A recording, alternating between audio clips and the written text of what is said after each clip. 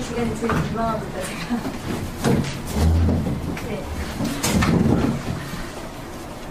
제가 양평 전체를 꼭 타고 싶었어요. 그래서 택차를 놓고 왔는데 양평까지 오는 게 매번 양평까지 안 오더라고요. 저는 덕소까지만 오는 걸로 잘 몰랐습니다. 그래서 정말 제가 10분에 장벽을 못 놓고 맨날 10분씩 늦는지 죄송합니다. 제가 양평은 저희 아는 분이 국수리에서 몇 분이 이제 원래 국수리에 계신 분 계시고 또 귀촌 하셔서 귀농보단 귀촌이 맞겠죠. 귀촌 하셔서 국수리에 터전을 잡고 계신 분 몇 분 계세요. 그래서 저도 재작년에 국수리에 저도 이사를 와보려고 계약까지 했었어요. 했는데 갑자기 서울에서 다른 문제가 생겨서 그 계약을 파기해가지고 국수리에 제가 저도 지난주에 놀러 왔는데 와서 갈 때마다 너무 쓰라린 경우 꿈에도 나타나요. 그래서 또 이 동네 이사를 왔어야 되는데 꿈의 고향입니다. 그래서 제가 양평을 참 많이 더 애정이 가는 곳이라 좋고요. 여기서 불러주신다니 더 감사하고요. 오늘 제가 맡을 주제는 원예치료인데요. 원예치료에 대해서 들어는 보셨나요? 처음 들어보시나요? 두 분밖에 안 들어오신 것 같아요. 다 들어보셨어요? 그래도 요즘에는 많은 레시피가 많이 발달해서 원예치료란 말을 많이 들어는 보셨잖아요. 그런데 제가 처음에 이 일을 제가 한 10년 전에 이 일을 시작했는데 그 이후에 최근 3년 전까지만 해도 제가 원예치료사입니다. 그러면 저한테 뭘 물어보는지 아세요? 그렇죠. 우리 집에 식물이 죽어가는데 이거 어떡하냐고. 맨날 그걸 물어보죠. 집에 식물을 어떻게 잘 키우는지, 그런 식물이 병이 걸린 것 같은데 어떻게 하면 좋은지, 그걸 저한테 물어보세요. 참 대단히 난감합니다. 그것까지도 했는데 또 하나의 문제는 산에 가서 나무 꺾고 와가지고 이 나무는 뭐냐고. 그거 물어볼 때 더 난감합니다. 그것도 잎사귀도 없는 나무 가지, 이제 봄에 새순 돋고 있는 그런 나무 가지만 들고 와서 저한테 이거 무슨 나무냐고 물어보면 저도 참 민망할 때가 많습니다. 네. 지금 이제 원예치료는 그 대상자가 사람인 거잖아요. 근데 저희가 처음에도 말씀드린 것처럼 식물을 어떤 병을 치료하고 하는 거는 식물치료사라는 따로 영역이 있어요. 식물치료란 말은 지금 많이 잘 생소하시죠? 많이 안 들어보신 말들인데요. 그래도 식물치료라는 건 전문적인 어떤 하나의 영역으로 되어 있고 직업 분류표에 제가 알기로 식물치료사 직업 분류가 있는데 원예치료는 직업 분류표에는 없어요. 왜냐면 우리나라는 치료를 누구만 해야 되죠? 그렇죠. 환자를 대상으로 의사만 해야 되기 때문에 다른 대체 치료사가 어떤 국가 인정 자격증이 있는 건 아니잖아요. 물론 각각 민간 자격증으로 해서 각각의 치료사들이 활동을 하고 있지만 실제로 국가에서 인정하는 공식적인 자격증이 원예치료사는 아니고요. 민간 자격증일 뿐이에요. 우리나라는 물론 저희 원예치료뿐만 아니라 미술치료, 음악치료, 언어치료사들도 대부분 다 이제는 국가 자격증이 아닌데 언어치료사는 이제 이름을 치료사로 하지 않고 언어재활사로 해서 바꿔서 이제 어떤 치료 영역으로 하는 자격증이 되어가고 있는 중이거든요. 그래서 식물치료는 그 대상이 식물을 가지고 하는 거고 원예는 사람을 치료하는 거예요. 사람을 원예라는 도구를 이용해 치료하는 게 원예치료거든요. 그래서 원예 저랑 같이 2시간 동안 원예치료의 그 기본적인 약간의 이론들과 제가 PPT는 30-40장 정도 만들었는데 제가 어제도 보면서 이거 2시간 안에 제가 설명하기에는 너무 힘이 들 것 같아요. 이해하시기에 좀 힘드실 것 같아서 이론적인 거는 잠 안 오실 때 읽어보시는 걸로 하고요. 뒤에 사진이 몇 장 있거든요. 사진을 보시면서 하셔야 감이 와요. 간만에 또 공부하셔서 허리가 아프시잖아요. 의자에 앉아 계시고 그러시죠? 그래서 가볍게 원예치료에 대한 이론과 어떤 게 과연 정말 원예가 효과가 있을까? 라는 생각을 다시 한번 조금만 더 살펴보도록 할게요. 여기 계신 분이 지금 귀농하시고 또 여기 원래 영농하신 분과 귀농하신 분들이 많다고 하셨잖아요.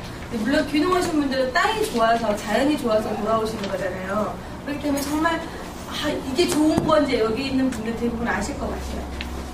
그래서 우리가 좋다는 거는, 내가 이 일을 좋아한다는 거는, 그 좋아하는 일이 점점점 반복이 되면 치료도 할 수 있다고 저는 생각을 하는 거거든요. 제가 지금 한 20년 전에, 한 15년 전에 처음으로 이제 원예를 처음으로 배웠을 때 저희 원예학과 교수님이 그 얘기를 하셨어요. 지금 저보고 원예를 배워서 농사 지을 거냐고 물으시더라고요. 그래서 그건 아닌 것 같은데요. 저는 그냥 이 식물이 좋아가지고 원예를 택했거든요. 그렇다면 정말 제가 원예학, 서울시에 있는 대학교의 원예학과 학생들이 이걸 배워서 농사를 짓지는 않더라도 이 사람들이 원예를 배우며 접근하면서 이렇게 가뭄이 들면 지금 농작물이 피해가 어떻게 될까 이런 생각을 할 수 있는 마음. 제가 지난 토요일날 귀한 예약이 하나 있었거든요. 그런데 비가 왔어요. 근데 이제 비가 와서 제 일이 취소가 되면서 사실 경제적으로 조금 손실이 입었지만 너무 반가운 거 있죠. 지난주 토요일에 비는 정말 우리에게 원예를 사랑하는 사람들에게 귀한 경비잖아요. 그래서 정말 비가 너무 고마웠고, 그리고 또 하나는 장마철 끝나고 8월 달에는 무더위가 계속이 되죠. 맞죠? 농사 지을 때 이때 뭐예요? 그때 벼가 뭐 하고 있죠? 벼가 이제 익어가고 이제 수정이 되는 거잖아요. 출수되고 수정이 되는 과정이 그 장마철 끝나고 고온기에 되어야 되거든요. 그때 비가 오거나 날씨가 온도가 낮으면 벚꽃이 잘 안 핀다고 하잖아요. 그렇기 때문에 우리 장마철 끝나고 너무너무 덥고 짜증날 때 벼가 익어가고 있어. 벼가 익고 이렇게 마음을 가다듬으라고 하시더라고요. 그 마음이 원예를 사랑하는 사람들의 일이고 하고, 저는 그걸 사랑으로 하는 마음만 갖고 있지만 여러분은 그걸 행동으로 옮기셔서 귀농하시고 기촌하셔서 더 저보다 훨씬 더 용기가 있으신 것 같아요. 자, 이제 서론을 그만하고 이제 본론으로 들어가겠습니다. 제가 부제를 텃밭에서 찾은 동물이라고 썼어요. 그래서 지금 이제 서울 같은 경우에도 도시농업이라고 이런 부분들 지금 계속 많이 요즘 최근 트렌드잖아요. 그래서 도시농업에 대한 트렌드 아까 좀 봤기 때문에 이 농사의 그런 가치들이 지금 한참 대두되고 있는 이런 시대적인 배경에서 제가 서울시에 이제 공원을 짓고 있는데 그 공원을 도시농업공원 주제공원을 만들고 있는 과정에 잠깐 자문위원으로 참여하게 되었거든요. 그래서 제가 거기서도 이 강의를 할 때 제가 텃밭에서 찾은 보물이라는 이 부제를 썼어요. 텃밭에서 뭘 찾을 수 있는지 한번 잠깐 어떻게 찾아지는지 한번 보도록 하겠습니다. 먼저 인간과 식물의 관계를 잠깐 살펴보면 이론적인 건데요. 일단 자연은 우리에게 크게 세 가지 효과를 우리에게 줍니다. 첫 번째는 우리가 살아갈 수 있는 생존의 효과. 두 번째는 생활의 환경적인 효과. 세 번째는 삶의 질을 향상시킬 수 있는 효과가 되는데, 예전에는 그러니까 저는 농업 이런 말 대신서 원예를 쓰거든요. 왜냐하면 원예학과 출신이기 때문에 원예는 농업보다는 좀 더 좁은 의미의 단어예요. 그래서 사실 원예와 농업의 차이는, 농업이라는 건 단위가 좀 크죠. 더 대규모의 농업이라고 그러고요. 소규모 원예라는 건 울타리를 치고 있는 이라는 뜻을 갖고 있기 때문에, 울타리를 치고 있는 건 어떤 거예요? 좀 귀한 거고 소중하고 작은 단위잖아요. 그래서 그 제한적인 토지에다 할 수 있는 제한적인 토지에 살 수 있는 그 원예라고 하기 때문에 저희는 이제 농업의 개념, 농업이라는 단어 대신에 원예라는 말을 쓰거든요. 원예, 그래서 원예의 효과를 잠깐 살펴보면, 처음에 먹고 살기 위해서 우리가 농사를 짓죠. 어떤 식물을 키우는 의미가, 텃밭이나 이런 작물을 재배하는 의미가 내가 먹고 살기 위한 생존에 의한 그런 효과, 생존을 위해서 하고 있고요. 두 번째는 우리가 물론 먹는 거 외에 관엽식물을 키운다거나 어떤 다른 식물을 키운다는 거는 그런 식물을 키움으로써 우리 울타리를 치는 울타리 화분 같은 거 있잖아요. 울타리 식물 같은 걸 하면서 이 집과 나 집의 경계를 만들고 구역을 정리하는 그런 효과도 있고요. 그리고 개인적인 사생활 보호를 할 수 있는 그런 효과들.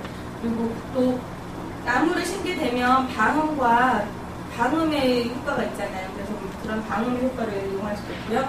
그리고 또 지금 사막에, 중국 사막에 나무를 심음으로써 우리한테 넘어오는 황사를 방지하는 그런 효과를 가지고 있는 그런 여러 가지 생활 환경적인 그런 가치들을 2차적인 효과라고 그러고요. 세 번째 효과는 이제 삶의 질에 관한 문제예요. 사실 우리나라가 이제는 삶의 질이라는 말을 많이 쓰거든요. 그래서 먹고 살기 위해서 이제 뭐 배고픔은 해결됐다고 봐요. 그렇기 때문에 그 먹고 사는 것 위에 이제는 좀 더 가치 있는 삶의 질을 위한 그런 효과들에 더 많은 관심을 갖게 되어 있는 거죠. 그래서 이제 우리 원예 치료는 이 삶의 질의 상대적인 효과 영역에서 보고 있는데 이 효과를 좀 더 자세히 살펴보면 우리가 이제 원예를 생산 원예와 사회 원예로 다시 한번 나누게 되는데 생산 원예는 과수나 채소나 화훼처럼 큰 영역, 생산을 위한 목적이고요. 그래서 이 생산의 특징은 고품질, 다수화, 저비용을 드는 그러니까 생산성이 맞아야 되는 거. 여기서 고품질, 다수화기거든요. 그런데 저희는 이제 사회원의 영역에서 원예 치료와 원예 복지가 있는데 사회원의 영역은 식물과 인간과 환경의 어떤 지향적인 역할들 그렇기 때문에 고품질이나 다수화기에는 큰 의미를 주지를 않아요. 정말 이제 여기 특히 영농하신 분들이 저희 원예 치료에 대한 도시농업에서 농사 짓는 걸 보면 웃으세요. 토마토 기껏 짜봤자 10개 따거나 이런 거 보면 뿌듯하고. 저 어제 감자 캤거든요. 감자 캤는데 감자 이렇게 딱 하나, 저희 감자를 5월 초에 늦게 심었어요. 그 텃밭이 분양이 잘 안 돼서. 그래서 시기가 보통 3월 말에 여기 심잖아요. 근데 저희가 한 달 정도 지난 4월 말에 그것도 늦어서 5월 초에 심었거든요. 계속 주말 농장은 주말에만 가야 되는데 주말에 비가 오면 또 못 가니까 자꾸 밀려서 5월 초에 심어서 어제 감자를 일단 캤거든요. 캤는데 감자 이렇게 하나 쭉 뽑으면 보통 몇 개 달려야 돼요? 몇 살? 그래요? 좀 더 나와야 될 것 같은데. 아무튼 그래도 주먹만 하면 5-6개를 달려야 되잖아요. 어제 제가 탁 뽑았더니 감자 하나, 3개 이렇게. 그래도 이렇게 큰 거 하나 정도 열렸거든요. 그런데 우린 딱 뽑았는데 감자가 이렇게 달려서 나오니까 너무 그것도 우리 감사해가지고 와! 신나했더니 저쪽 텃밭에 있는 사람들이 다 구경 오더라고요. 왜냐면 그러니까 우리는 그 수확량에 큰 의미를 두진 않지만 일단은 그것도 너무 신기한 게 감자 이 반쪽짜리 감자를 하나 심었는데 하여튼 간에 3개만 나와도 3배 장사잖아요. 우리가 봄에 지금 한 2달 정도인데 하나 심었는데 3개나 4개 얻으면 저는 몇 프로의 수확이에요. 엄청 큰 수확이기 때문에 이것도 감사하고 신기한 거죠. 그래서 정말 이게 즐거움이지 않겠느냐. 감자 한 2개 덜 먹고 그냥 그 감자가 너무 소중한 경우는 되는 거잖아요. 그 도시에서 농사 짓는 분들 대부분은 텃밭에서 농사 짓는 대부분은 많이 나와서 즐거운 게 아니라 하나라도 열렸다는 거가 되게 즐거웠거든요. 그런 마음들이 강하고 그런 마음들을 이용하는 게 치료적인 개념인데 이건 치료는 다시 한번 재설명을 하고요. 그래서 크게 원예는 생산 원예와 사회 원예로 나눌 수가 있어요. 사회 원예는 특별히 원예 그 생산물 그 자체보다는 원예 환경적인 거 그리고 그걸 이용하는 거 그리고 행위와 산물이 우리에게 가져다주는 직간접적인 효과나 그리고 또한 이 활동을 통해서 사람과 맺어지는 인간관계 이런 것에 더 관심을 두고 있거든요. 그 사회원예는 문화, 교육, 환경, 경제, 심신의 건강, 역사의 측면에서 원예가 인간과 어떻게 관계되는지를 주 내용으로 다루는 것이 사회원예입니다. 그래서 지금 이제 사회원예에서 우리 현대에서는 자연으로의 회귀, 또 잃어버린 인간성에 대한 회복을 원예를 통해서 시도해 보려고 하는 게 사회원예의 기본적인 이념이 되겠고요.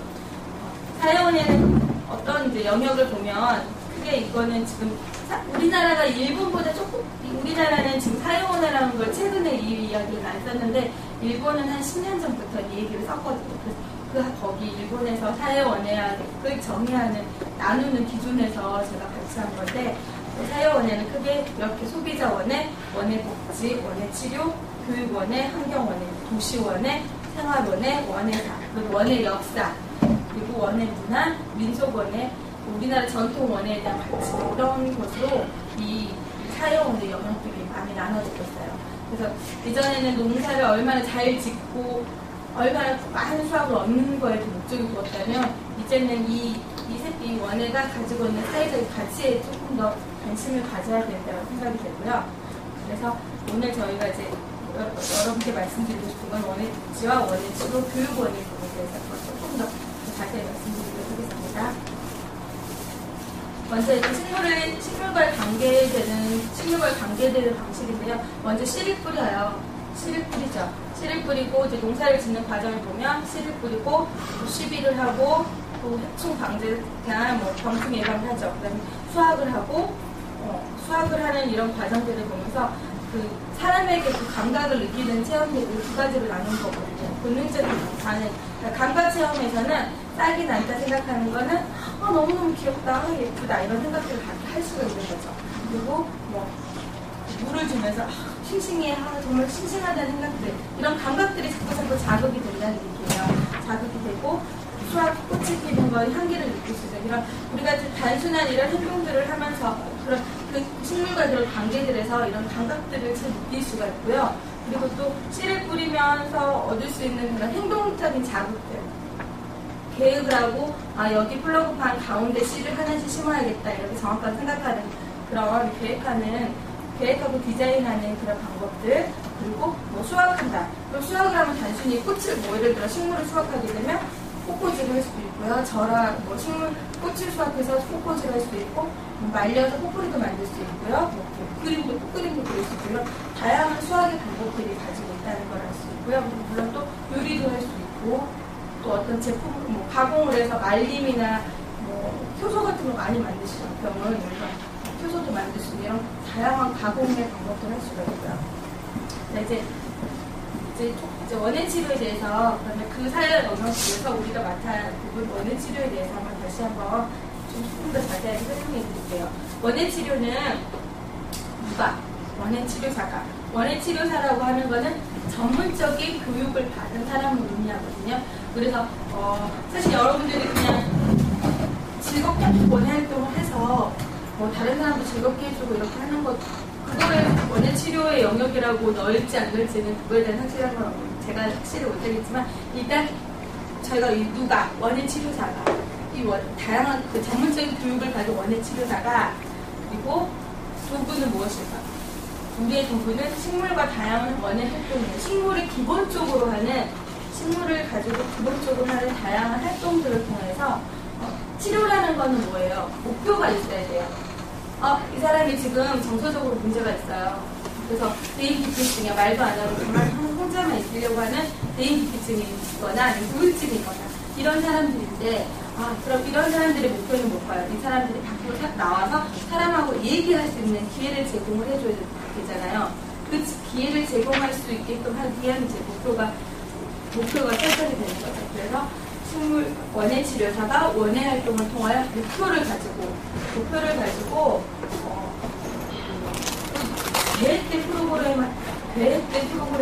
프로그램을 통해서 대상자의 심신의 회복과 재활을 추구하는 전문적인 치료 활동이에요. 이게 원예 치료의 정의인데요. 이제 문제는 이건 지금 2000년에 다시 한번 저희가 한번 정의를 내린 건데 여기서 문제는 치료라는 거는 과연 문제가 있는 걸 치료를 하는 거잖아요. 그럼 처음에는 이제 그 대상자가 그러면 문제가 있는 사람이라는 거 이때 전제가 되어야 되는데 그렇다면 여러분은 문제가 있어요, 없어요? 그러니까 다시 얘기해서 문제가 있다는 걸 우리가 장애인으로 정의한다면 여러분은 장애인이에요, 장애인이 아니에요? 그러니까 물론 아닐 수도 있고 맞는 분도 계시죠. 근데 장애인의 범위를 처음에는 단순히 겉으로 보이거나 물론 정서적으로 문제가 있는 장애 진단을 받은 이런 사람으로 장애를 진단했다면 생각을 했는데 좀 더 넓게 본다면 지금 여러분들도 만성 위염도 있을 수 있고요. 고위험 스트레스 증후군에 있는 분도 계시고요. 뭐 가벼운 편두통 이런 병명이 거의 나오거나 아니면 경미하는 거라도 대부분 다 그런 스트레스 증후군도 있거나 또 하나 치매 위험군 이런 거에 다 해당이 돼요. 대부분 사람 현대인을 병 체크를 하면 저희도 저희 이제 과정에서 치매에 대한 공부를 하느라고 이렇게 체크를 해서 했거든요. 인비 치매 다 나오더라고요. 대부분 다 그렇잖아요. 이런 범위까지 다 이런 범위까지 생각을 한다면 우리도 대부분 다 장애인의 범위에 속한다 생각을 할 수가 있는데 그렇게 되면 너무 범위가 크잖아요. 그래서 전문성이 좀 떨어지는 게 있기 때문에 그래서 요즘에는 좀 범위를 축소해서 정말 병이 있는 사람들을 치료하는 원예 치료와 그렇지 않고 좀 더 삶의 질을 향상하기 위한 일반인들 때 삶의 질을 향상하기 위한 그런 프로그램으로 원예 복지 프로그램을 따로 만들어낸 거예요. 그래서 치료랑 복지가 구별이 되어 있는 상태입니다. 네, 원예 치료는 먼저 원예라는 말은 이제 놀 수 있는 일과 즐거운 놀이의 하나로 이 원예를 봤는데요. 봤는데 놀이를 하면 일단 즐겁잖아요. 즐겁고 논다는 거는 크게 스트레스를 받는 일이 아니기 때문에 그래서 그 즐거움과 기쁨을 줄 수 있는 활동의 치료로 원예 치료가 지금 관심을 갖고 있는 거거든요. 이 사람들이 이거 하면서 내가 치료를 받고 있다는 생각을 안 하죠. 예를 들어서 주사를 맞으려면 주사를 맞는 맞으러 가는 그 과정이 즐겁진 않잖아요. 아프다는 생각을 하잖아요. 그래서 내가 주사를 맞으면 그 순간은 정말 아프잖아요. 일단 아프고 좀 고통스럽잖아요. 그리고 어른들은 안 그러시나요? 조금 아이들은 그 맞는 과정 엄청 울잖아요. 저도 사실 주사를 맞으려면 한 1, 2분 이렇게 있을 때 되게 많이 무섭거든요, 아직도. 근데 그렇게 공포스럽고 아프고 고통을 대부분 이제 현대의학의 치료들은 고통을 동반한 치료가 많은데 예를 들어서 우리가 특히 우울증 환자들에게 꽃꽂이를 해요. 꽃꽂이를 하면서 여러 가지 마음을 나누고 특히 정신과 쪽에서 얘기를 하는 거는 이 사람은 지금 이걸 치료라고 생각을 하지 않고 꽃꽂이라는 생각을 하죠. 그렇기 때문에 자기의 마음을 쉽게 더 많이 열어내요. 더 많은 얘기를 하게 나누고 그래서 자기만의 어떤 방어를 쉽게 풀기 때문에 더 많은 얘기를 나눌 수 있고 더 자기의 문제를 자기가 이렇게 내놓으면 그게 치료의 시작이 되는 거잖아요. 그래서 쉽게 이 치료의 방법으로 인정을 받게 되는 거죠. 우울증 치료에서 원예 치료가 상당히 좋은 게 일단 상담실 예를 들어서 여러분 우울증이 내가 있어서 상담을 받으러 가요. 상담실 딱 들어가자마자 딱 앉아가지고 선생님 제가 상담실이라는 거는 지금 이런 네모난 공간이잖아요. 사무실 같은 그런 공간에 앉아가지고 딱 들어가자마자 제가요 이래서 기분이 요즘에 우울해요. 이렇게 얘기를 하나요? 안 하죠. 그렇죠. 내가 어떤 정말 유명한 상담사, 내가 정말 시간당 5만 원 이렇게 주는 상담 시간에 내가 들어가서 앉아자마자 제가 이런 문제로 왔어요. 이렇게 얘기를 하면 그 사람들이 그게 바로 내가 앉자마자 내 문제를 내가 얘기를 할 수 있으면 그게 그러면 아프질 않겠죠.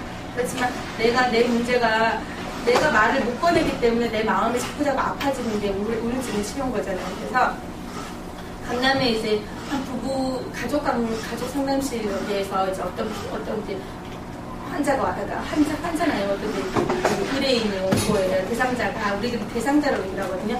대상자가 이제 부부 문제가 있는 걸로 이제 이쪽에다 의뢰가 돼서 대상자가 이제 상담실에 들어오거든요.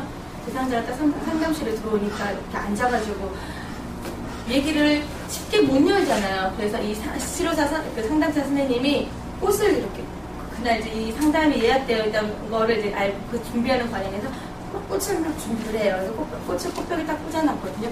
대상자가 이렇게 들어와요. 그래서 오신데 수고 많으셨어요. 앉으세요. 그래서 오늘 꽃 되게 이쁘죠. 너무 이 꽃이 노란 장미인데 너무 예쁘지 않나요? 꽃 얘기를 막 해요. 오시는 분도 꽃 정말 예쁘네요. 이렇게 얘기하다가 남편분에게 꽃 받아본 적이 있으세요? 그러면서 그때 이 여자분이 이 인간이 나한테 꽃을 아까 결혼하자고 꼬실 때도 맨날 사주더니 이 인간이 결혼하고 꽃 한 송이 안 주고 이 인간 얘기를 막 하겠죠. 그렇게 되면서 이제 바로 상담이 좀 더 빨리 진행이 되는 거죠. 그래서 쉽게 자신을 열 수 있는 그런 걸로 이제 이런 꽃을 이용할 수도 있어요. 실제 강남에 있었던 상담실에서 이용하고 있던 사례가 있어서 말씀드린 건데 그렇게 해서 부담이 없고 아픔이 없고 고통이 없는 치료라는 치료 즐거운 놀이가 되는 게 원예치료의 가장 특징이라고 할 수 있습니다. 그래서 읽어보실까요? 신신의 지령입니다. 이건 한국원예치료복지협회 슬로건입니다. 그래서 원예의 즐거움은 바로 심신의 치료가 시작이 됩니다. 이제 원예치료 역사를 보면요, 우리 원예치료 이건 미국의 역사인데요. 미국에서 지금 가장 많이 시작이 먼저 되어 있거든요. 그런데 미국 원예치료사 협회 관계자분들이 저희 이제 협회 쪽에 오시는데 상당히 놀라죠. 여기는 지금 50년대 이후부터 70년대부터 대학원 과정에 원예치료사 양성 과정이 있었어요. 그래서 지금 한 근 30년, 지금 40년 가까이 이렇게 진행이 되고 있잖아요. 그렇지만 우리는 지금 대학원 과정에 원예치료가 있는 생긴 지가 몇 년이 안 돼, 불과 몇 년이 안 되고 2000년에 원예치료 복지협회가 생겨서 지금 협회 생긴 지 한 10년밖에 안 됐잖아요. 한 2, 3년 돼가죠. 그런데 발행 그때 이렇게 원예치료사 자격을 신청받은 사람은 우리나라 훨씬 더 많아요.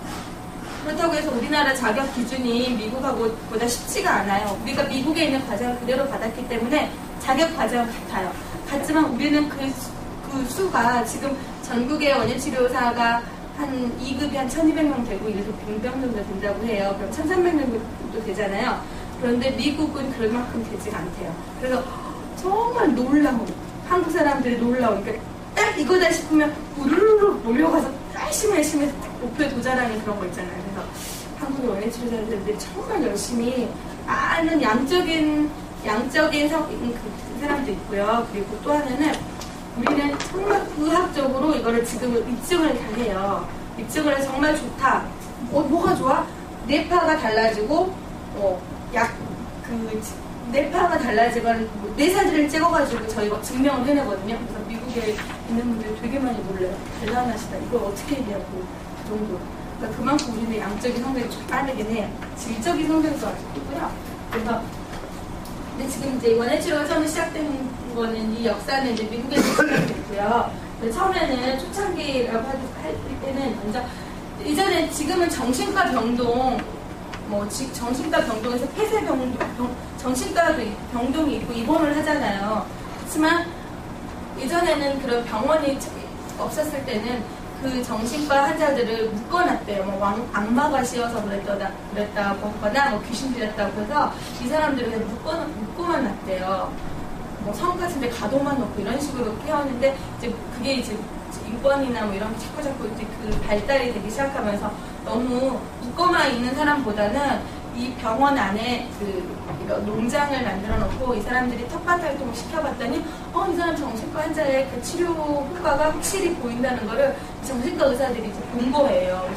이런 텃밭 작업을 시켰더니 병이 많이 호전되더라. 그래서 이게 참 좋구나라는 생각이 이제 의사들 집중으로 시작이 된 거거든요. 그리고 또 지금은 이제 정신과 환자 질환자나 정신지체자는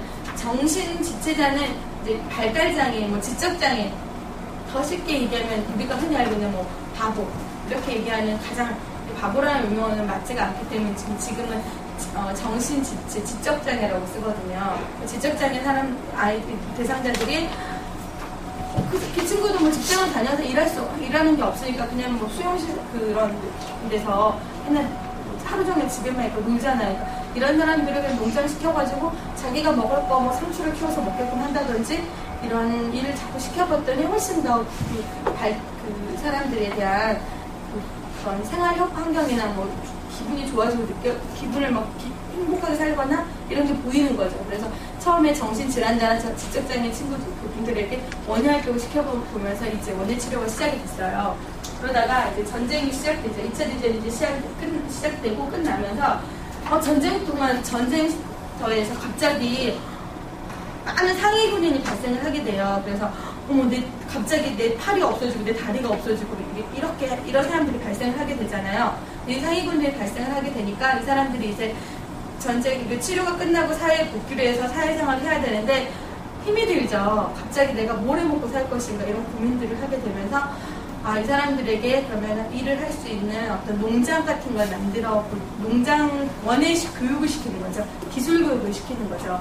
그래서 2차 대전 지나면서 그래서 처음에는 그 직업 교육 원예 직업 교육을 시키는 사람을 원예 치료사라고 하기도 했대요.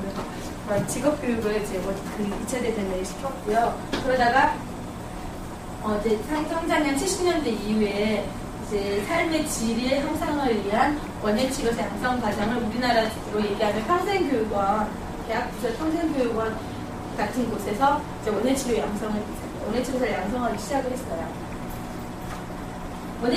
원예를 하게 되면 뭐가 좋을까? 효과를 보면 크게 이제 4가지 효과로 나눠요. 질적인 효과, 생리적인 효과, 정서적인 효과, 신체적 효과로 나누는데요.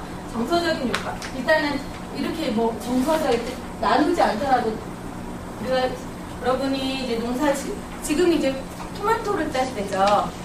내가 키운 토마토가 이렇게 자라서 먹는 그 과정을 보면 어때요? 기분이 좋죠. 따먹을 때 그 맛이 그 일반 그 마트에서 세일해서 산 것보다 훨씬 더 좋잖아요. 그 맛은 어떻게 말로 표현할 수가 없는 거잖아요. 그러면서 느껴지는 기분, 그리고 자랑하고 싶지 않으세요? 여기 분들은 이제 그러실 분이 많을 것 같아요. 따면 막 전화를 야 토마토랑 많이 땄으니까 와서 먹으라고 자랑하고 싶고 나눠주고 싶고 이런 마음도 생기잖아요. 그러면서 즐거웠잖아요. 이런 마음들이 이제 정서적인 효과는 하나 들어가고요. 신체적인 효과는 일단 199 하고 그냥만 놔두지 않잖아요. 옆에 김도 매줘야 되고 국도 도와주고 국도 도와줘야 되고 하는 이런 과정은 신체적인 효과. 그리고 뭔가를 배워야 돼요. 여러분들 자꾸 이거 농사 짓다 보면 막 인터넷도 뒤집고 강의도 들고 다니시고 뭔가 배우시잖아요. 사람이 배우면서 얻어지는 기쁨도 무시할 수 없거든요. 아는 재미. 그래서 농업에 대한 원예에 대한 방법들을 알아가는 그런 재미들. 물질적인 효과가 있고요. 그리고 사회적인 역할 같은 경우는 대부분 이 일을 텃밭을 하게 되면 주변 사람들하고 교류가 많아지죠. 그리고 텃밭 외에 실내에서 식물을 키우게 하더라도 이런 각자의 어떤 영역들이 많아지기 때문에 사회성이 많이 증진돼요. 그리고 이걸 해가지고 내가 선물을 할 수도 있고 누구에게 나눠줄 수도 있기 때문에 그런 타인과의 어떤 타인의 존재감에 대한 걸 많이 관심을 갖게 되거든요. 그래서 원예치료는 그래서 원예뿐만 아니라 원예치료사는 원예나 원예치료학이나 의학을 3가지를 교육을 받아요. 3가지 그 영역들을. 그래서 이런 받은 치료사가 대상자의 질병이나 장애를 파악하고 치료적인 목표를 정하여서 식물과 원예 활동을 이용하여 치료하고 그걸 정리하고 발표하는 그런 과정들을 전문적인 원예치료라고 해요. 그래서 원예치료의 영역은 식물과 원예활동, 치료사, 대상자가 상호작용을 하는 과정을 원예치료 영역이라고 해요. 치료와 복지를 제가 조금 더 세분하게 나눠줬는데요. 치료, 재활, 병간호 이런 영역들은 치료의 영역이고요. 건강 증진, 삶의 질, 그리고 사회적인 그런 교류와 이런 교류를 사회성을 유지하고 증진시키는 목적을 하게 된다면 원예 복지라는 얘기를 쓰죠. 그래서 원예 복지는 교육적인 재활, 직업적인 재활, 건강 증진, 스트레스 해소나 인간관계 증진에 대한 복지적인 사회적인 관점에서 원예활동, 사회적인 관점을 통한 원예활동을 이용하는 게 원예복지고요. 또 의료적인 관점에서 하게 된다면 원예치료예요. 지금 원예치료가 병원에서 얼마나 하고 계시는지 궁금하지 않으세요? 지금 삼성 서울병원 같은 경우도요. 그러니까 이거는 이제 정신과에서 하는 거거든요. 지금 좀 큰 병원, 삼성 서울병원 같은 경우는 정신과에 낙병동이라는 게 있어요. 정신과 환자들이 이제 입원을 했다가 이제 4일 복귀를 집으로 가는데 집에 가서 이분들이 막상 사회생활을 바로 시작할 수가 없잖아요. 그래서 입원을 하지 않고 아침에 병원에 한 10시쯤 왔다가 4시에 낮에 계시다가 또 저녁에 가면 낙병동이라는 게 있는데요. 낙병동에 대해서 원예치료가 한 10몇 년 전부터 하고 있어요. 큰 병원들은 그렇고 하는데 이제 문제는 이게 아직은 의료보험 수가가 적용되지 않고 의료 서비스 그런 차원에서 제공이 되고 있는 거죠. 네, 원예치료의 특성은 생명을 매개체로 하는 가장 큰 특성이죠. 사람은 살아있는 식물이랑 가까이 하고 싶어하는 본능이 있대요. 그래서 바이오필라라고 하는 사랑의 이론이라고 하는 이론인데, 인문학자가 이제 하는 얘기인데요. 사람은, 그러니까 생명이 있는 것에 가까이 하고 싶어하는 그런 가장 큰 특성이 있기 때문에 무생물적인 것보다 생명이랑 같이 교류하고 싶어하는 본능이 있는 거죠. 그래서 우리 원액 치료가 살아있는 생명을 매개체로 하는 게 가장 큰 특징이에요. 그렇기 때문에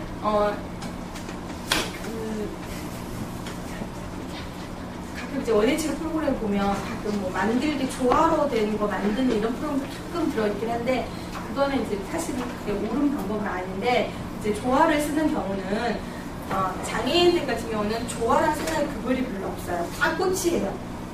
근데 사실 생화는 만지면 어때요? 부러지죠?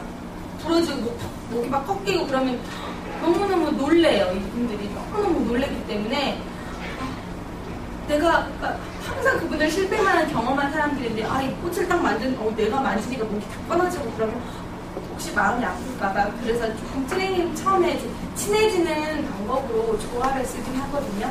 그러면 조화는 이분들은 조화를 구별이 아니라 일단 꽃인데 막 만져도 꽃이 그렇게 아직 부러지거나 그러진 않지. 그렇지만 꽃을 이용해서 뭔가를 만들어서 내가 너무 흡족해 하게 된다면 일단 마음이 좀 자신감도 더 생기고 그렇기 때문에 초기에 뭐 조화를 조금 쓰는 경우도 있기는 해요.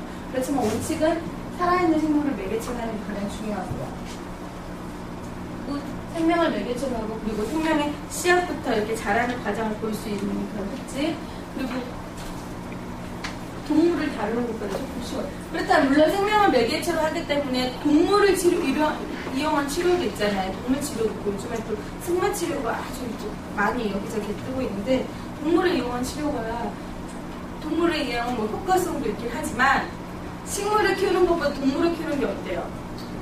어렵죠. 어렵고 뭐 여러 가지 제약들이 많잖아요. 그리고 뭐 돈도 더 많이 들고, 그리고 또 실패를 하였을 때, 예를 들어서 내가 화분을 하나 키워요. 화분을 하나 시켜서 그 식물이 시들어서 죽을 때나 토끼를 한 마리 키워요. 토끼를 한 마리 키우는데 걔가 가서 죽었다. 그럼 나에게 생기는 그런 상실감이 훨씬 다르죠. 물론 효과성도, 물론 토끼가 키우는 게 조금 뭐 그렇게 움직이는 애들, 특히 뭐 개 많이 키우시잖아요. 그게 훨씬 클 수도 있지만 그거는 많은 사람들이 편안하게 할 수 있는 그런 일이 아니라는 거죠. 저도 이제 토끼를 키워봤는데요. 근데 그냥 아는 분이 토끼 많이 났다고 저한테 주말에 주셔가지고 키웠는데 일주일 만에 토끼가 갔어요. 아침에 딱 그 사무실 거기 나갔는데 토끼가 이렇게 딱 쓰러져 있는 모습을 보고 너무 충격이 큰 거예요. 툭 늘어져 있는 모습이 간밤에 이렇게 죽었나 봐요. 그래가지고 한 달 정도 지날 때까지 그 자리를 가면 그 잔상이 생각이 나서 너무 그때마다 좀 소름이 툭툭 돋는 거예요. 그래서 제가 다시는 동물 안 키우려고 그런 마음이 들거든요. 물론 이제 식물을 키우면 걔가 만약에 죽었다 하더라도 그렇게 한 달 동안 나한테 상처가 되진 않겠죠. 그렇기 때문에 동물을 다루는 것보다 더 쉽고 손쉽기 때문에 그런 식물을 키우는 것도 효과적인 거죠. 그리고 또한 시각, 후각, 미각, 청각, 다양한 감각을 자극할 수 있는 그런 특징이 있고요. 또 상호 역동적이죠. 단순하게 일방적인 게 아니라 내가 정성을 많이 쏟으면 이만큼 많이 주고, 이런 상호 역동적인 그런 관계가 있고요. 그리고 또 창조적인 파괴. 여러분이 가다가 이렇게 나무를 하나 꺾으면 자연 훼손이죠. 그렇지만 내가 딱 꺾으면 전적, 뭐 이런 적심 이럴 수 있죠. 그래서 이거 같은 경우는 이제 예를 들어서 꽃을 막 키워요. 그렇지만 꽃을 키우지 마당에 꽃을 많이 있죠. 그렇지만 그거를 잘라서 꽃을 자르는 건 나쁜 거라고 배우지만 우리는 꽃을 잘라가지고 예쁘게 꽃가보니나 꽃꽂이를 해서 좀 더 멋있는 작품으로도 승화시킬 수 있는 창조적인 파괴가, 그래서 파괴긴 하지만 창조적이라는 거. 그리고 또 꽃을 들판에 특히 봄에 이런 냉이꽃이나 이런 피는 꽃 잘 말려가지고 이렇게 잘 말려서 아파 만든 다음에 모골이 더 장식품 만들 수 있기도 하고요. 그래서 미술로도 승화시킬 수 있다는 거. 그리고 원예 치료는 본능적인 그리움에 바탕을 두죠. 여기 특히 이거는 제가 여러분한테 설명 안 해도 될 것 같아요. 비농하신 분들은 이건 본능적인 그리움으로 그래서 여기에 오신 거잖아요. 제가 도시에서 이 수업을 할 때 그래요. 로또가 당첨이 됐어요. 그러면 집을 이제 뭐 집 하나 멋있게 짓는데 어떻게? 일단은 마당은 있겠죠? 항상 대부분 뭐 어떤 집에 살고 싶으세요? 그러면 어떤 집에 살고 싶으세요? 네. 조용한 집, 조용하고 또 마당들, 네, 푸른 일단 마당 깔고 있어요. 기본적으로 마당이 들어가요. 그래서 나무도 있고 꽃도 있고 뭐 연못도 있을 수도 있고요. 그런데 예전하고 달라지는 게 예전은 하얀 지붕에 삼각형 이런 하얀 지붕이었는데 요즘에는 전원주택이 하얀 지붕이 아니잖아요. 뭐 네모난 뭐 대리석이거나 이렇잖아요.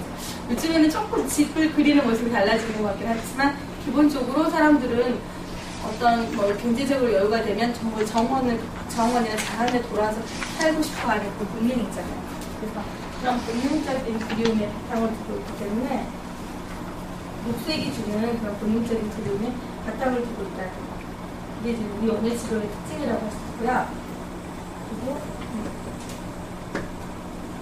생명을 돌보는 치료입니다. 그래서 이분들이 우리가 만나는 흔히 이제 원예 치료를 하는 흔히 대상자들이 사람들이라 하냐면 어른들에서는 뭐 나이 많으신 그러니까 나이 많으신 뭐 양로원에서도 하고요. 그 치매 어르신들하고도 많이 해요. 치매 어르신 그리고 장애인 같은 발달 장애인이나 뭐 지적 장애인이나 뭐 자폐 장애인 그리고 척수 장애인 그런 장애인 그룹도 많이 하고 특수학급 아이라고도 많이 수업을 지금 하고 있거든요.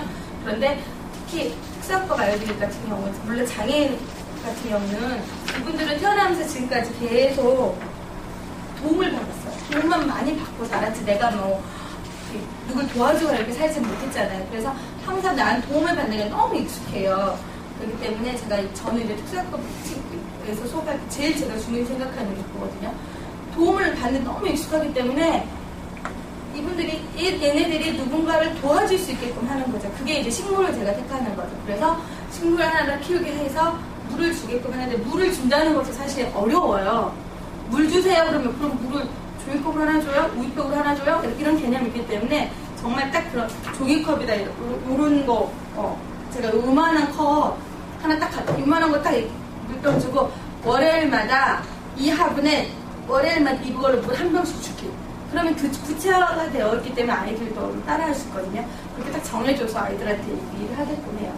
이거는 내가 식물을 가꾼다는 내가 얘네들한테 나도 도움이 되고 있구나 라는 어떤 그런 마음들을 갖게끔 하는 거죠. 지금 특수학급 아이들이랑 저희 텃밭을 해요. 아주 여러분들 생각하시면 너무너무 큰 한 5평도 안 돼, 3평밖에 안 되는데 아시죠? 3평에 한 20가지 심는 거 그렇게 많이는 안 심었고 3평에 잎채소, 열매채소 이렇게 심어서 오이 한 3주 정도 올렸거든요. 근데 오이가 엄청 지금 잘 따먹을 때잖아요. 그래서 아이들이 요즘에 그 오이 하나 따가지고 10명이 그거 매주 하나하나 2개 따서 10명이 조금 해서 나눠 먹는데 거의 그렇게 맛있는 과일이 없다고 얘기를 하죠. 그렇게 느끼게끔. 그래서 아이들한테 제가 정말 신기했어요. 아이들이 선생님 오이가 열렸어요. 잘하네요. 저 딱 가자 보면 야 오이가 오늘 열렸어요. 오이가 그래서 그래 지난주에 이제 그렇게 수업 시간에 지난주에 꽃 펴가지고 오이가 이만큼 자라니까 그 여름 오이는 빨리빨리 자라잖아요. 손가락만큼만 자라도 일주일 만에 이렇게 먹을 만큼 자라잖아요. 그래서 얘들아 이리 와봐. 오이 꽃 폈지. 이게 열매 맺었지. 이게 다음 주 이만큼 클 거라고 이거 막 설명했는데도 잘 모르더라고요. 그랬는데 제가 딱 갔더니 오자마자 오이가 이만큼 커졌다고.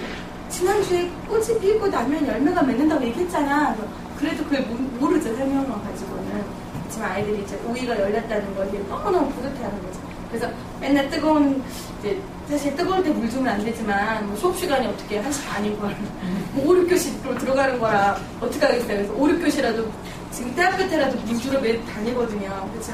이제 대신에 잎에 안 닿고 땅에로만 주려고 흙으로만 주거든요. 그러니까 아이들은 그렇게 자기가 키운 거가 이렇게 열매를 맺어간다는 게 좀 신기한 거죠. 그래서 나도 누군가에게 도움이 될 수 있다는 그런 자신감을 갖게 할 수 있는 거죠. 자, 이제 원예치료 활동은 어떤 걸로 하면요. 크게 재배하는 것과 장식과 응용하는 부분 세 가지로 나눠요. 이거는 이제 오랜 경험에 있어서 제가 정리한 거예요. 제가 정리했던 거라. 대부분 이렇게 많이 나누는데 식물 재배는 이제 파종하는 거, 삽목하는 거, 이런 관리하고 텃밭 재배하는 이런 것도 수업으로 이용하기도 하고요. 그리고 또 장식 부분은 꽃포장해서 선물하기, 꽃가무니 만들기, 꽃다발 만들기 이런 화훼 장식을 이용한 프로그램도 하고요. 그리고 응용은 이제 뭐 향주머니도 만들고 압하게 만들고 그리고 요즘에 그 예를 들어서 뭐 이렇게 씨로 이렇게 파종을 하고 나면 야채 그 모종들이 엄청 많이 자라잖아요. 그래서 어느 정도 좀 자라면 어린잎일 때 뜯어가지고 같이 뭐 새싹 비빔밥 같은 거 만들어 먹는 새싹 말고 어린잎 순으로 남 샐러드 같은 거 만들어서 먹거나 이런 걸로도 수업을 해요. 그러니까 그런 것들이 다 수업으로 응용이 되는 거죠. 하루는 토마토 지주도 세우고요. 이제 지금 제가 이제 7월달이라 이제 거의 토마토가 몇 개씩 열리고 이제 곧 방학을 할 때예요. 그래서 이번 주부터는 이제 그동안에 키웠던 식물들 수확해가지고 요리해서 먹을 수 있는 7월달에 제가 그렇게 진행하려고 하거든요. 그래서 토마토 따서 토마토 주스를 만들어 먹거나 아니면 이번에 또 하려고 하는 거는 이제 조금씩 잎채소들이 자라서 파머스 마켓을 할 거예요. 그래서 아이들이 자기 어떤 뭐 상추, 아욱 이런 거 심어놓은 거 한 봉지씩 해가지고 시장 놀이를 하는 거죠. 특수학급 아이들이나. 그렇게 되면 원예를 통해서 이 아이들의 수개념도 가르쳐 줄 수도 있고요.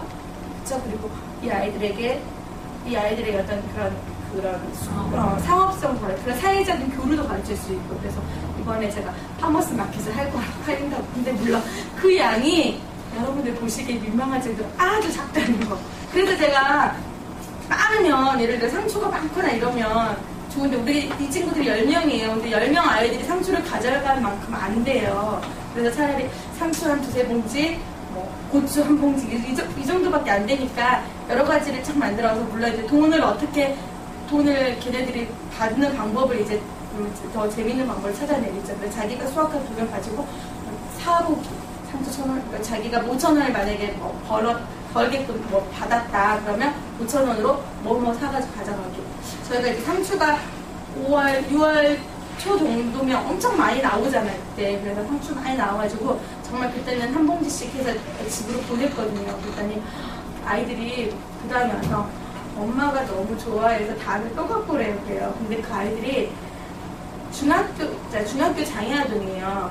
그러면 뭐 초등학교 때까지는 엄마랑 아빠가 죽을똥살똥 얘를 막 교육을 막 시키고 열심히 뒷바라지 하는데 중학교쯤 되면은 아이고 나도 너무 힘이 들고 아무래도 안 된다 이런 생각이 들 때거든요.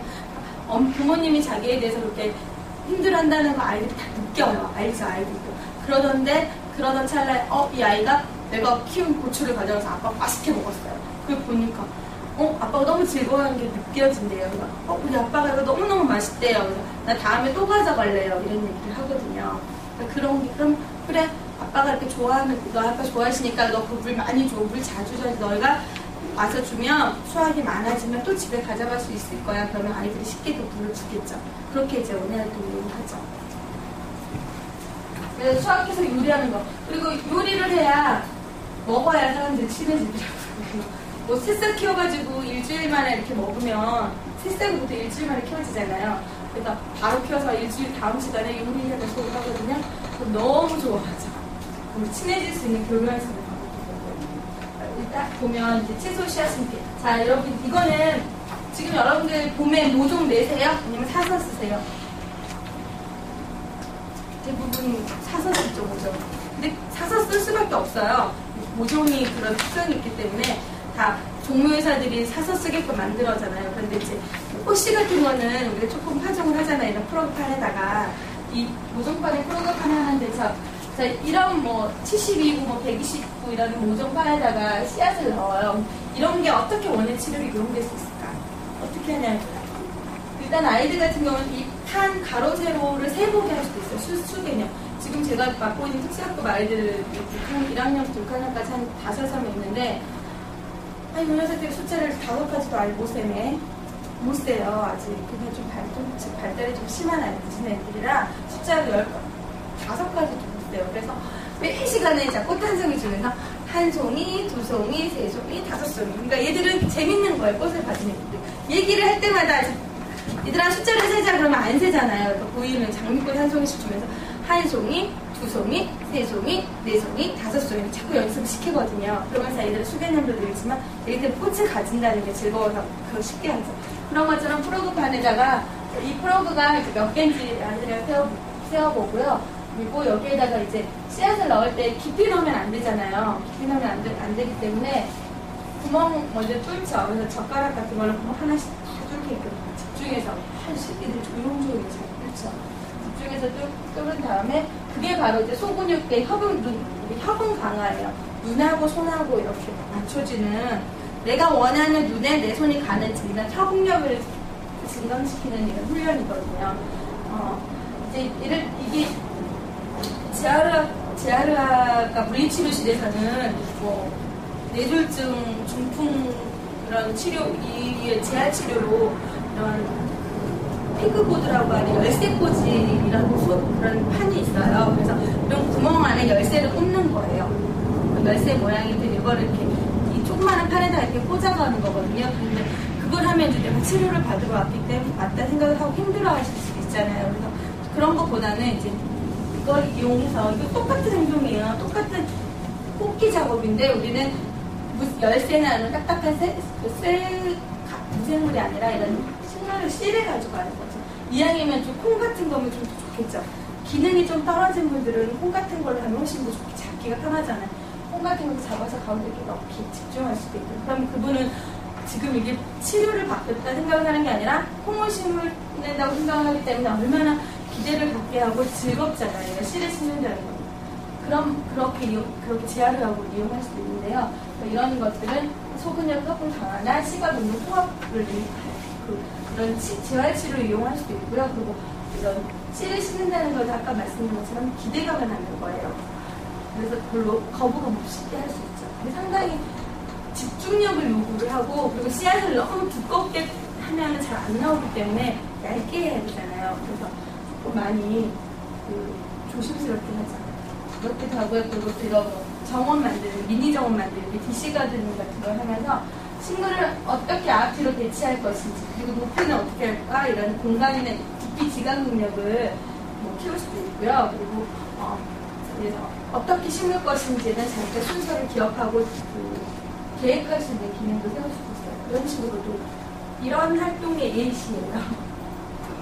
자, 혹시 이제 원예치료사에 대해서 혹시 좀 더 관심 가지신다면 원예치료사에 제가 자질을 이런 분 혹시 계시면 도전해보세요. 여기 지금 저희가 작년에 양평구 농업기술센터에서 그 근처에 그 장애인 요양시설에 아마 원예치료 지원했었거든요. 그래서 여기도 하시는 분 계시고 또 양평은 시설이 많잖아요. 어르신들 시설들이 요양시설도 많고 또 장애인 시설도 이런 외곽에 많이 있기 때문에 그런 곳은 거의 원예치료를 많이 제공하고 있거든요. 혹시 기회가 되면 이거는 이제 무료 봉사 직업은 아니고 전문적인 그 직업이라서 돈을 좀 받죠. 강사료를 받는데 물론 여러분들이 강사료 꼭 생활을 위해서 일을 하시는 않더라도 일단 저는 참 이 일이 좋은 게 내가 내 일을 하면서 내 수입이 된다는 거, 수입이 되면서 그 수입으로 내가 또 누굴 도와주고 싶을 때 도와줄 수 있다는 거, 그런 의미가 있는 것 같아요. 이게 뭐 크게 강사료가 뭐 몇십만 원씩 해서 떼돈 버는 직업은 아니지만 일단 어느 정도 받는다는 건 나에 대한 일에 대한 가치잖아요. 그걸 받으셔서 저는 항상 저희 분한테 이거 받으셔서 그분 다 후원하시고 그렇게 하시면 서로 나누는 게 더 기쁨이 늘지 않겠느냐. 근데 이제 원예치료사가 되시려면 대상자에 대한 진취적이고 긍정적인 자세가 필요해요. 우리가 만나는 대상자들이 원예치료 대상자들은 여러분이 평생 살면서 한 번도 안 만나실 수 있는 사람들, 제가 이 일을 하면서 만나는 대상자들이 저는 사실 이 일 외에 제 주변 일가 친척의 치매 어르신 한 번도 없거든요. 본 적이 없어요, 저는 솔직히. 근데 이 일을 하면서 매주 보는 분들이 치매 어르신들 아주 다양한 분들이죠. 전직 교장 선생님이셨는데 갑자기 수업 시간에 바지 내리시고 볼일 보시는 분도 계세요. 그런 분도 계시고, 그러니까 전직 교장 선생님이셨으면 얼마나 그런 사회적으로 직위가 있으신 분인데 치매라는 것은 어쩔 수가 없기 때문에 그런 분들, 전직 뭐 양로원에 계신 분들, 그러니까 서울시 시립양로원 같은 경우는 무연고자들이 가는 데가 많거든요. 거기에 그 당시에 이대 신방과 나왔던 분이 계세요. 그러니까 얼마나 높은 직업에 계시는데 중간에 아들이랑 자식들이 다 먼저, 그러니까 남편분 다 돌아가셔서 한 분밖에 연고가 없어서 70대 넘으셔서 이제 그런 무연고 양로원에 오신 분 계시거든요. 그런 분들 보면서 정말 많이 저도 보긴 하는데, 그러니까 제가 평생 가서 만나지 못할 치매 어르신들, 그리고 그런 독거노인 어르신들, 그리고 뭐 노숙자분들, 알코올린 친구 만나고요. 그리고 뭐 배달장애 아이들도 많이 만나고, 뭐 성인 배달장애도 만나고, 우울증, 뭐 자살 예방, 또 요즘에는 이제 그 뭐 폭력 청소년들 그런 아이들도 많이 만나게 되고, 이런 저희 그룹들이 그런 아이들이랑 많이 수업을 하는데, 그러면 그런 대상들을 내가 이해하고 받아줄 수 있는 그런 긍정적인 자세들, 너도 그러니까 그 사람들에 도움이 될 수 도움을 해줄 수 있는, 그러니까 이것도 좀 맞아야 돼요. 자기 적성에 맞아야 돼요. 어떤 분은 이번에 뭐 자살 예방 그런 자원봉사 하신다고 이거 배우셨는데, 자살 예방 그 상담 이제 그 자살 시도하신 분들 상담하러 들어가도 둘이 끄라고 울고 있더라고요. 울었대요 자기가. 그래서 자기는 이 일이 너무너무 힘이 들어서 못할 것 같아요. 다른 사람의 아픔을 자기가 이제 같이 좀 나누면서 긍정적인 방향으로 이끌어줘야 되는데, 그게 안 되고 같이 끌어안고 앉으면 어떻게 울고, 그래 오직했으면 네가 죽으려고 그랬겠니, 이렇게 얘기하시면 안 되는 거잖아요. 그러니까 그래서 자기는 이거 못하겠대요. 이제 안 하신다고, 상담 못하시겠다고 하시더라고요. 10분간 휴식하셨다 하시죠. 여기까지 할게요. 네. 이거 하고 여기까지 하고 싶어요. 그래서 원래 지뢰사는 그 진취적이고 긍정적인 자세가 필요하고요. 남을 도울 수 있는 인내, 그리고 물론 우리의 기본은 원해이기 때문에 원해를 알고 있는 기본적인 이론들, 그리고 이것도 자신 전해줄 수 있는 이론, 이게 중요하고요. 그리고 자신감과 확신이 있어야 되고요. 그리고 그러니까 이게 사회적인 관계가 좀 좋으신, 대인관계가 좀 좋으신 분이 좋아요. 사람들하고 관계가 좀 좋고, 전문적이고 자기 전문적이면서도 또 따뜻함을 유지할 수 있는 그런 태도이고, 다른 사람들의 대상자의 재활이라는 공통의 목표를 위해서 우리는 이제 이런 저희만 일을 하는 게 아니라 어떤 복지관이나 병원이나 이런 요양원에 가면 사회복지사들이나 또 요양보호사 선생님들, 여러 선생님들이 같이 일을 하는 거기 때문에 그분들하고 좀 잘 어우러질 수 있는 분들이 일을 하시면 참 좋아요. 한번 도전해보시고 작성을 형성할 수 있겠죠. 좀 똑같은 1대1로 하지 않죠. 뭐 그룹 작업을 많이 하기 때문에 친구들이 같이 할 수 있게끔 하죠. 근데 이거 같은 경우는 그러니까 우리가 원회를 꼭 텃밭만 하는 게 아니라 이렇게 이거는 이제 화단이에요. 그래서 얘네들이 지역아동센터라고 하는 데가 있죠. 그래서 이 아이들이 학교 끝나고 이제 사이에서 이제 부모님들이 케어가 안 되는 아이들이 여기 와가지고 저녁까지 먹고 가는 아이들이 있거든요. 그런 아이들은 제가 여기 너네들이 매일매일 이용하는 지역아동센터이기 때문에 이 앞에 화단에 꽃을 키우게끔 하는 거죠. 물도 너희가 직접 주라고. 그렇게 의미를 부여해서 여기다 꽃 심어놓고 이렇게 했거든요. 이건 이제 연구 사례, 논문화된 연구 사례고요. 보통 이제 원예 활동은 이거는 이제 보통 이래 어떻게 진행이 되냐면 보통 주 1회 정도 해요. 60분 단위로 하는데 뭐 매일 하면 강사라고 많이 들어오죠. 그러니까 주 1회를 많이 하죠. 그리고 특히 아이들 같은 거 같은 경우는 원예 활동을 한 거를 느낌으로 잡게끔 하죠. 일지를 많이 잡게끔 하고 하는 게 좋고요. 그리고 뭐 각자의 텃밭을 자기만의 텃밭을 만들어서 관리하게끔 하는 게 좋죠.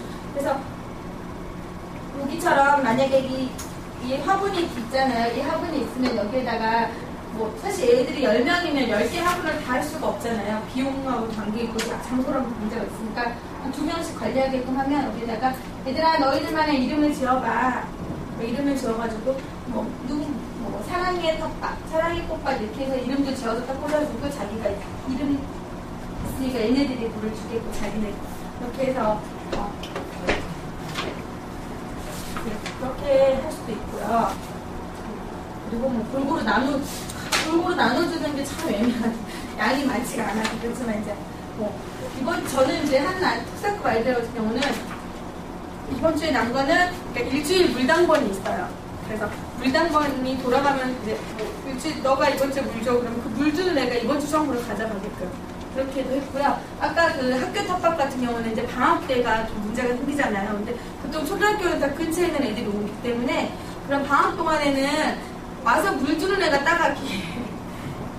정말 아이들이 자기가 와서 자기가 물 주겠다고 특별히 이거 물 주러 나와서 물 주고 자기가 뭐 토마토랑 고추 열리면 따가겠다고 해서 가져가는 애들도 있거든요. 그 다음에 뭐 이렇게 농기구 정리하기 이런 거 한식 이렇게 한쪽에 보관하면 잘 놔둘 수 있고요. 장애인과의 원활분인데요. 이제 장애인에 대한 이건 효과도 그 논문이니까 한번 보시고요. 자, 이거는 지금 여기 양평인데 저희가 이 특수학급 아이들이 고등학교까지는 어느 정도 학교에 특수반이 있어요. 일반 고등학교에도 아이들이 특수학급이 있기 때문에 고등학교까지는 어떻게 해결이 돼요.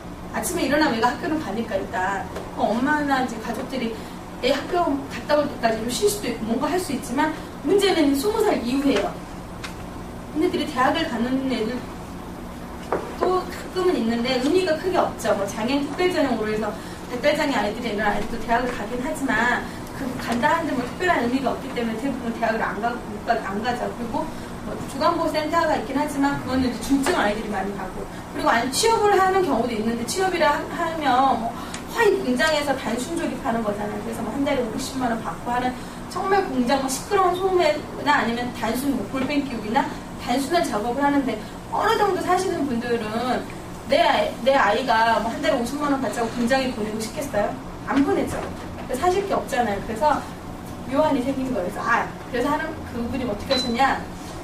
제가 알기로는 서대문 쪽이었던 것 같아요. 그분이 차를 한 5시나 10명 이렇게 애들을 모집해요. 그래서 차를 한 대 사신 거예요. 봉고차 하나 사셔가지고 아이들이 자 아침 9시에 이렇게 집집마다 이렇게 하나씩 다 데리고 데리고 타여가지고 어디를 오냐? 양평으로 가요. 양평에 텃밭이 하나 있어요. 그래서 10시에 출발하면 11시 좀 넘잖아요. 그러면 오전에 와서 텃밭 한번 둘러보고 물 조금 주고 점심 먹고 쉬었다가 2시나 3시쯤에 또 한번 뭐 하다가 한 3시쯤 집에 서울 다시 가는 거죠. 그게 하루 일과예요. 그렇게 이거는 이제 기관에서 하는 게 아니라 부모님들끼리 그렇게 만드신 거죠. 돈을 내가지고 뭐 차를 사서 사람 하나 붙여가지고 그렇게 해서 애들을 돌리는 부모님 있대요. 그래서 양평에 있다고 얘기 들었거든요, 제가. 근데 그런 것처럼 이 아이들 그러니까 제가 여러분에게 하고 싶었던 얘기가 혹시 땅이 있고 그러시면 이런 좀 특화된 그러니까 보통 아이들에 대한 뭐 체험마을 이런 거 있잖아요. 그런 거는 여기저기 많이 하시니까 그거 외에 정말 장애인을 위한 노인을 위한 이런 그런 주말 농장을 한번 계획해 보시면 좋을 것 같은데 근데 장애인을 위한 그 어떤 프로그램이 네. 어느 정도는 수립이 돼 있어야 그렇죠. 수립 네. 그런 거에 대해서 전혀 무지한데 장애인이 와서 일반인처럼 그렇게 그렇죠. 그러니까 이제 그렇게 되려면 프로그램 문제가 아니라 장애인을 이해를 하셔야 돼요. 장애인 특성을 이해를 하셔야 돼서 그래서 예를 들어서 이분들 같은 경우는 오랜 무슨 막 덥고 이러고 짜증 이런 일을 참고 하지 못해요. 인내심이 많이 부족하거든요. 그래서 예를 들어 장애인을 위한 텃밭을 설계하시려면 이런 휴게 시설도 조금 갖춰줘야 되고요. 그리고 이분들이 섬세하지가 못하고 이동 반경이나 이런 게 조심성이 떨어지기 때문에 밭과 밭의 그 이랑과 보랑 사이 두두 이 사이가 좀 넓어야죠. 그래서 우리는 조심스럽게 가서 갈 수 있지만 이분들은 좀 이렇게 떨어지기 때문에 좀 멀리 이거를 딴 사람 일반인보다는 좀 더 이 간격이 저기 되어야 되고요. 지역을 갈 수 있게 하고 이왕이면 피해놔요. 네, 그러니까 예를 들어 뭐 특히 지체장애 같은 경우 뭐 휠체어를 타는 분들을 위해서는 배들을 높여놓는 거죠. 이게 지금 이번에 서울시 공원에 아마 지금 설계가 들어가 있는데, 그러니까 밭을 바닥에다 하지 마시고요. 높여놓아서 앉아서도 이렇게 일을 할 수 있게끔. 또랑을 깊게 파고 폭을 넓히는 얘기예요. 아니 그러니까 이렇게 앉아서 따게끔 밭 자체를 이렇게 고설지. 그러니까 일단 좀 높여줘 배들. 뭘 하나 돼서 위에다가 할 수 있고. 그러니까 그런 생각이 조금 있으셔야 되고요. 휠체어가 다닌다 그러면 계단도 안 되겠네요. 그렇죠. 휠체어. 근데 물론 이제 그렇게 하면 시설비가 조금 더 들어가겠지만 문제는 그게 다른 데는 없는 특화된 거잖아요. 장애인 화장실도 갖추셔야 되고요. 특화하기 때문에 또 거기에 대한 플러스가 있을 수 있으니까 그걸 생각하셔야 되는 거죠. 근데 뭐 거기에 대한 정보성 이런 그러니까 이제 그 얘기를 하시는 그거를 정부 지원으로 할 수 있는 방법을 찾으시는 거죠. 제가 보기에는 지금 장애인 기금들이 많잖아요. 그리고 그런 거가 있기 때문에 얼마든지 걔가 보면 방법은 있을 것 같아요. 그래서 저는 이제 서울에서 그걸 하려고 저희 사무실에 저는 사무실 있고 조그만 하우스가 한 50평짜리가 있어요. 그래서 대부분의 그런 원에 관련된 농장들은 휠체어나 화장실 같은 게 해결이 안 되잖아요. 제가 척수장애인 쪽하고 이제 수업을 하다 보니까 그런 게 필요할 것 같아서 제가 따로 저희 화장실은 휠체어를 만들었거든요. 장애인 화장실로. 별로 이후에 큰 활동을 안 했지만 일단 그렇게 설계를 하실 때 일단 그런 배려가 있어야 될 것 같아요. 그리고 이분들이 사실 밭이 그렇게 클 필요는 없어요. 5평 넘으면 노동이에요. 그러니까 작업 시간이 한 20분, 30분 이내에 일을 해야 될 넓은 간격이면 그건 농사죠. 그건 업이죠, 업. 그렇지만 이 사람들이 원하는 거는 정말 그 작은 즐거움이기 때문에 크게 이렇게 많은 어떤 그런 수확량이나 뭐 크게 대지가 넓을 필요는 없이 여건 주변에 휴게실이나 뭐 피크닉 테이블 이런 거에 좀 더 신경을 쓰시거나 장애인들도 쉽게 쓸 수 있다는. 그러니까 주말 농장을 계획을 하실 때 뭐 장애인 화장실을 처음에 설계를 같이 들어가는 건 크게 어렵지 않아요. 어차피 조금만 더 휠체어가 턴할 수 있는 그런 공간만 있으면 되는 거잖아요. 화장실 설치하는 건 어차피 똑같으니까 처음에만 그렇게 그거 하나 신경 쓰시고 또 예를 들어서 높이 앉아서도 할 수 있는 화단을 앞쪽에만 만들어 놓으시면 그러면 일반인들도 장애인을 가지고 있는 가족들도 이 텃밭을 즐길 수가 있잖아요. 그러니까 장애인이랑 같이 있는 가족들은 텃밭이나 주말 농장을 할 수가 없잖아요. 화장실이 거의 잘 안 되어 있으니까. 그래서 그런 거 처음에 설계하실 때 그것만 좀만 더 계획을 하시면 좋고요. 그리고 어린이들을 위할 때는 이런 옆에다 학습적인 효과들. 예를 들어서 여기는 5학년이 교과서에 나오는 식물, 뭐 이건 2학년 그런 교과별 엄마들 그런 거 되게 민감해요. 그러니까 엄마들은 참 체험학습을 하면서도 교과 연관된 체험학습은 아주 민감하죠. 그래서 이왕 심는 거가 조금 이건 뭐 아이디어 싸움인데요. 이거는 5학년 교과서 보고 이거 5학년 교과서에 나오는 그 식물 이름 식물로 좀 꾸며주는 거죠. 그런 초등학교 교과서를 외워야 그렇죠. 요즘에는 다 지식인이 알려주기 때문에 저렇게 조금만 하신다면 그런 게 남들하고는 특화가 되는 거죠. 근데 제가 땅이 없어서. 자, 여기는 이제 실제 사례예요. 여기는 교남 어유지 동산이라고 하는 데가 있는데요. 교남 소망의 집에서 운영하는 파주에 있는 농장이에요. 농장인데 장애인 의무 고용이라는 게 있어요. 그래서 기업체가 이 장애인을 사실은 그 정원의 3%인가를 지금 2.58, 3% 거의 가까된 걸 사실 직원으로 채용을 해야 돼요. 하지만 장애인을 직원으로 채용을 하게 되면 문제가 조금 있을 수 있잖아요. 그래서 옆에 사람 직원들하고도 관계 그리고 아까 말씀드린 것처럼 휠체어 이 사람 만약에 지체장애인이면 휠체어가 다 다닐 수 있는 편의시설을 만들어야 되고 여러 가지 돈이 더 많이 들어가니까 저기를 안 하죠. 장애인을 채용을 안 하죠. 그러면 장애인을 채용하지 않으면 벌금을 내게 되어 있는데 그 장애인을 보통 한 5, 60만 원 정도 낸대요. 그러니까 차라리 내가 벌금 내고 말자 이거지. 그래서 사실 장애인 고용 비율이 아주 낮아요, 우리나라가. 그런데 장애인을 고용하지 않으면 한 5, 60만 원 정도 되지만 장애인을 고용하게 되면 보통 최저임금 한 90만 원 정도 되잖아요. 90만 원 정도 장애인한테 줘야 되는데 사실 그것도 반반 정도 국가가 부담을 해주긴 해요. 그렇지만 그게 계속 하는 게 아니라 3년 정도까지밖에 안 해주기 때문에 3년 지나면 내 돈으로 내야 되니까 쓰면 90만 원 정도 내야 되는데 벌금은 60만 원이면 벌금 내고 마는 거죠. 이렇게 단순하게 생각해보기 때문에 우리나라가 좀 장애인들 문제가 생기긴 하는데 그래서 해결하는 방법이 연계 고용이라는 게 있어요. 그러면 내가 장애인을 고용하지 않고 장애인 시설에서 생산된 물건을 내가 그만큼 사주는 거죠. 그래서 90만 원 최저임금을 한 100명, 그러니까 5명 정도 고용을 해야 된다면 450만 원이잖아요. 그럼 한 달에 450만 원씩 물건을 다른 데서 사주는 거예요. 그렇게 해서 이게 이제 이 교남 어휘동산은 장애인들이 모여서 만든 장애인들이 하는 농장이에요. 그래서 여기서 생산된 파프리카랑 토마토랑 이런 거를 하나 리조트에서 한 1억 원 정도의 매출을 납품을 하게 되는 거죠. 그러면 서로 상생한다는 거죠. 상생. 그쵸? 그럼 그나마 어휘지 동사는 사실 이 장애인 생산품의 문제가 판로가 없기 때문에 힘들잖아요. 물론 장애인뿐만 아니라 농산물이 판로만 문제가 되면 걱정이 없잖아요. 판로가 확보가 안 되는 상태에서 이게 힘든데 뭐 부정적으로 내가 생산된 걸 이쪽 납품을 받아주고 또 이 하나 리조트는 그 벌금을 안 내도 되고 또 사회적인 이미지도 좋아지기 때문에 훨씬 효과가 있는 거죠. 그래서 이게 생겼는데 그래서 그나마 어휘지 동사는 그런 생산도 하고요. 파주에다 농장을 갖고서 그런 그걸 생산도 하고 그리고 생산된 거를 예를 들어 콩을 키우면 콩으로 할 수 있는 뭐 두부나 된장도 만들죠. 가공도 하고요. 그리고 그 3차 산업으로 서비스 산업으로 직접 가서 두부 체험도 하게끔 하거나 펜션도 이용할 수 있게끔 해서 자기네 말로는 6차 산업을 하고 있다고 얘기할 정도로 아주 잘 하고 있어요. 저도 되게 이쪽에 욕심이 많아요.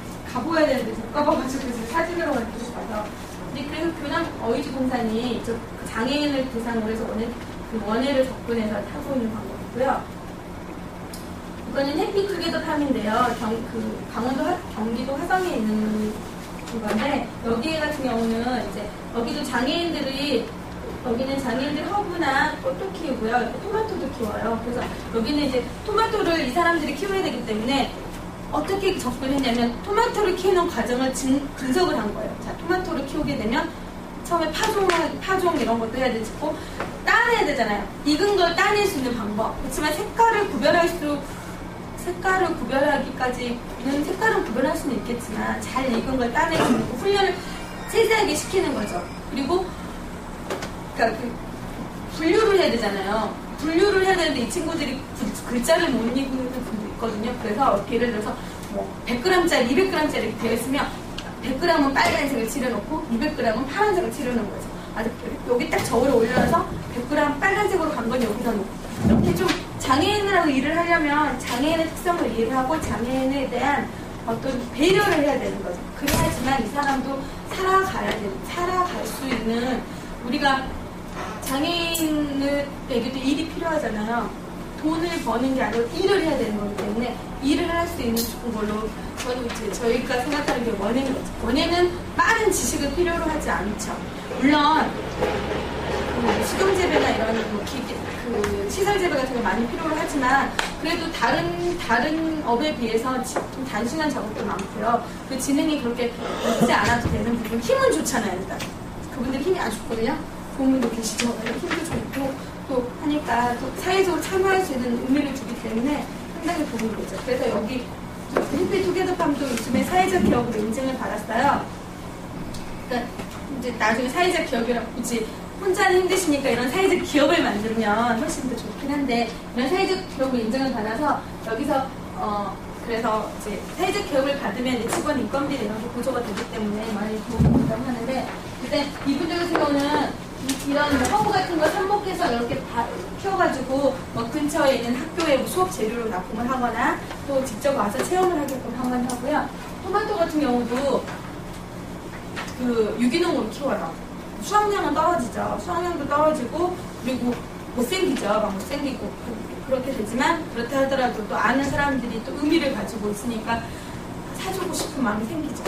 제일 처음에 할 때는 이분이 이제 사회복지를 하다 전공하다가 이제 이거 인정을 하신 분이에요. 그러니까 원예도 잘 모르죠. 아무래도 조언을 받긴 했어도 아는 것과 해보는 거랑 다르죠. 원예는 안다고 되는 게 아니라 1년, 2년 시간이 지나야 사실 아는 거잖아요. 내가 키워봐야 아는 거잖아요.